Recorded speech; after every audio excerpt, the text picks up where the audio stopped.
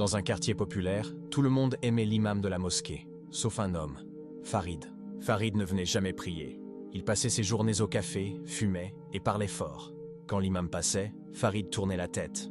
Un jour, l'imam tomba malade et eut besoin d'une greffe de rein urgente. La communauté se mobilisa pour trouver un donneur compatible, mais personne ne l'était. L'état de l'imam empirait. Un matin, le médecin appela. « Nous avons un donneur anonyme compatible. On opère demain. » L'opération fut un succès. L'imam fut sauvé.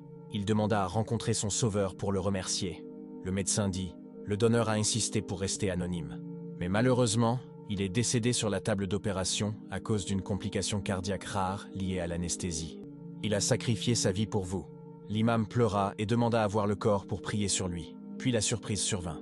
Mais avant de te dire ce qui s'est passé, si tu sais qu'il ne faut jamais juger quelqu'un sur son apparence, appuie sur like, abonne-toi et dis Astaghfirullah en commentaire et partage.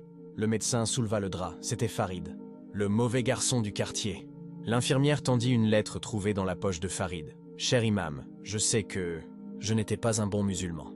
J'avais honte de venir à la mosquée avec mes péchés, mais je vous écoutais prêcher depuis la fenêtre de mon café. Quand j'ai su que vous alliez mourir, je me suis dit, lui, il guide des centaines de personnes.